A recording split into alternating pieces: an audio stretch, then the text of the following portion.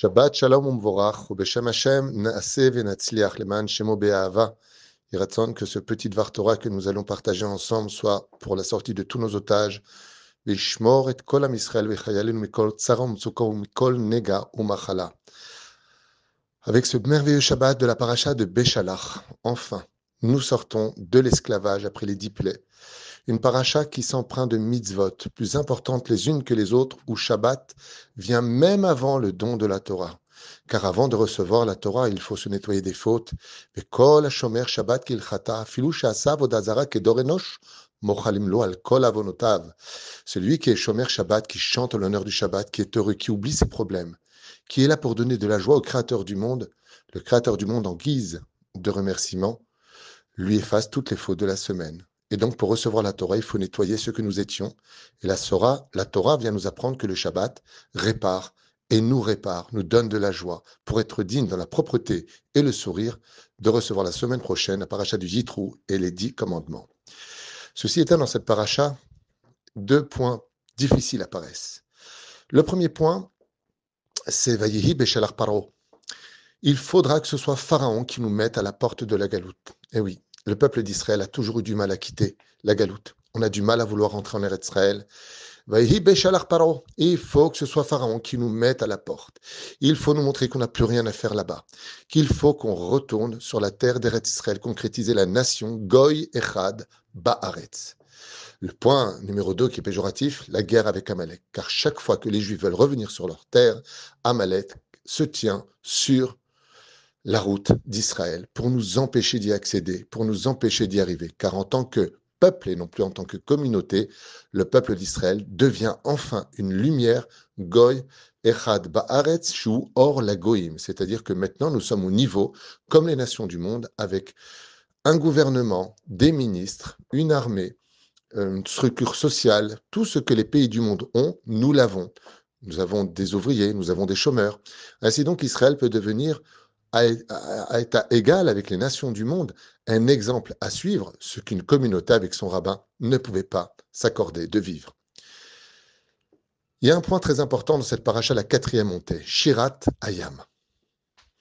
La Shirat Hayam est très particulière, avec des mots qui demandent beaucoup d'explications. Beaucoup de noms d'anges sont codés dans cette extraordinaire Shirat Hayam, qui a pour ces goûts-là, comme le disent les Chachamim, pour se marier, il est très bon de chanter la Shirat Hayam, Az Yashir Moshe, pour une Parnassa, Baruch Hashem Bizat Hayam, car on a récupéré l'or et les trésors de l'Égypte. Et puis, il faut savoir que Shirat Hayam a aussi pour ces goûts-là, pour remède, d'effacer nos fautes. Heureux celui qui chantera tous les jours, homme comme femme de sa vie. Shirat Hayam, dont aucune prière de l'année juive ou des fêtes juives peut s'en passer. Quoi qu'il advienne, on chante toujours Az Yashir Moshe. Et à l'intérieur de ce verset-là, il y a un animal qui réapparaît plusieurs fois. Dans le verset Sous Verorvo Ramavayam, les chevaux sont montés dans la gloire dans cet océan de la mer Rouge. Les Sousati Berich Beparo, Dimiti Rayati, les Soussatim, une fois de plus on parle des chevaux. Qu'est-ce que cet animal a de si particulier pour qu'on ne cesse de parler de lui dans Shirat Hayam? Pour pouvoir comprendre cela, la Masechet Kedushin Bedaf Lamed vient nous apprendre que le Yetzer Hara demande chaque jour d'empêcher le juif de pratiquer la Torah et des mitzvot afin de provoquer sa mort. Lo alenu velo alechem. Et si ce n'était pas Dieu lui-même qui venait nous aider, le Yetzer Hara aurait raison de nous chaque jour. C'est-à-dire que l'homme n'a pas la possibilité en tant que chair et os de pouvoir lutter contre un ange fait de feu et d'une malice et d'une intelligence hors pair, même s'il est appelé un vieux roi idiot. Dans ce cas-là, on a envie de dire à Hachem, puisque de toute façon le travail c'est toi qui le fais, alors pourquoi est-ce que nous on doit lutter contre notre propre Yetzer Hara? Et la réponse est très simple. Car le Créateur du monde nous dit, Ulcha Adonai Chased, car tu es rempli de miséricorde, et tu veux donner du mérite à l'homme. Car tu paieras l'homme selon ses efforts. Ainsi donc, la Torah vient nous dire que l'homme a le devoir, malgré le fait que c'est Dieu qui fait tout pour nous, notre parnassa, notre santé, Hachem nous aide à tout moment de notre vie. Un chesed absolu qui mériterait de chanter tous les jours de tout notre cœur, Nishmat Kol Chai. Seulement on ne se rend pas compte des miracles. Alors le Créateur du monde nous dit, toi tu fais un tout petit peu d'effort, et selon les efforts que tu auras fournis, je te donnerai un salaire. À quoi cela ressemble? À un cavalier. Le cavalier qui guide son cheval pour aller dans la direction demandée. Il lui demande de s'arrêter. Il lui demande d'avancer. Il va lui demander de rentrer dans le hangar. Il va lui demander d'aller dans telle route ou tel chemin. Qui fait tout? Le cavalier. Qui paraît secondaire? Le cheval. Et c'est exactement ce que vient nous apprendre ces versets dans Shiratayam. Am Israël est comparé à Knesset, le cheval est comparé, à la Knesset Agdola, à la grande assemblée.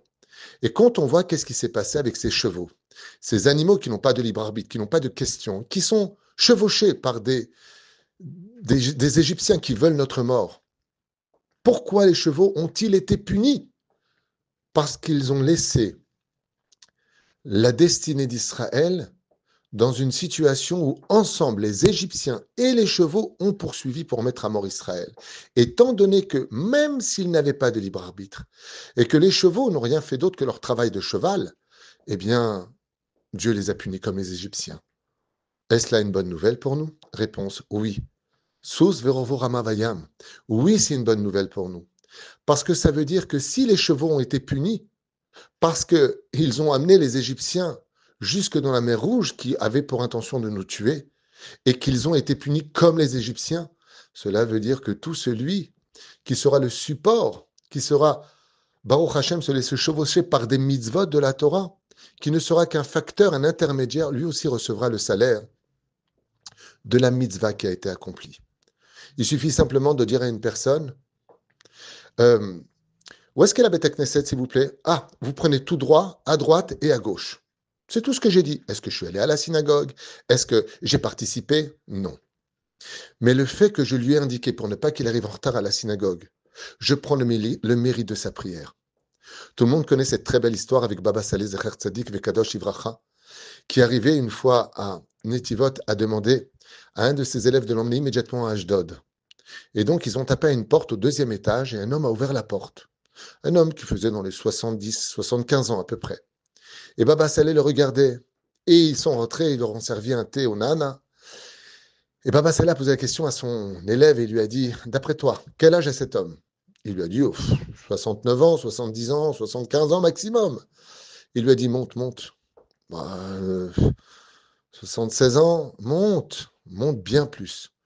Pour exagérer, il a dit, allez, 90 ans. Il lui a dit, tu es loin, monte encore.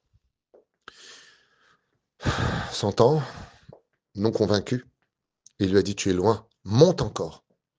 105 ans, monte. 110 ans. Et Baba Saleh lui a dit, cet homme qui est en face de toi, qui paraît si jeune, qui n'a 70 ans d'extérieur, à 110 ans aujourd'hui. Et tu sais pourquoi il a déjà atteint 110 ans et qui paraît si jeune et si fort? L'élève lui a dit non. Il lui a dit parce que cet homme-là, il a eu le mérite, à l'âge de ses 13 ans, un jour de marcher dans la rue. Et mon grand-père, Rabbi Yaakov Abou Hatzera, au Maroc, avait besoin d'un minyan pour prier. Et il lui a dit, ah Siri, viens compléter le minyan, mon fils. Et cet homme qui est devant toi a couru pour compléter le minyan. Rabbi Yaakov Abou Hatzera était tellement heureux d'avoir prié en minyan, grâce à lui, qu'il l'a béni. Et il lui a dit, je te bénis 120 ans de vie sans jamais connaître ni médecin, ni médicament. Tu vivras 120 ans en bonne santé comme un jeune. Et tout le temps, quand je viens en Israël, a dit Baba Saleh, je viens taper à la porte pour voir la bracha de mon grand-père, qui est devant toi aujourd'hui. Il lui reste 10 ans à vivre, mais il ne connaîtra pas les médicaments. Il partira dans la vieillesse, fort, comme lui a promis mon grand-père. Tout ça pourquoi? Pas parce qu'il a été chazan, pas parce que c'est lui qui a lu la Torah, non, parce qu'il a simplement participé à une mitzvah. Si on était tous conscients, à l'image de Shiratayam, que les chevaux ont été punis sous nos yeux, c'est pour nous enseigner que si toi tu provoques une mitzvah, tu participes à une mitzvah, tu fais en sorte de partager un cours de Torah, que tu vas être, je ne sais pas, peut-être à 10% quelque chose dans une mitzvah, sache que tu prends le salaire de tous. Tout comme les Égyptiens ont été punis violemment par Dieu, comme les chevaux ont été punis parce qu'ils les ont emmenés là-bas, ainsi seront récompensés tous les enfants d'Israël qui ont participé à l'image du cheval qui a emmené la mitzvah jusqu'à sa matara, jusqu'à son but. C'est fou. Comme c'est marqué, Lo halacha melacha ligmor, on ne te demande pas de finir un travail. Juste, est-ce que tu peux un peu participer à une mitzvah? Et tu verras que des fois, en emmenant un frère juif à un cours de Torah, lui va faire tchouva. Mais tant qu'il a fait tchouva, il va épouser une femme pieuse, avec la crainte du ciel. Ils vont avoir des enfants qui vont grandir au Talmud Torah. Un d'eux va devenir un grand rave. Et toi, qu'est-ce que tu as fait? Tu as juste dit, viens avec moi, viens écouter un cours de Torah. Mais tu as été celui qui va être l'étincelle d'une énorme flamme qui va remplir le peuple d'Israël de par sa lumière. Si peu de choses peuvent donner tellement de résultats. Shabbat Shalom, Umvorach.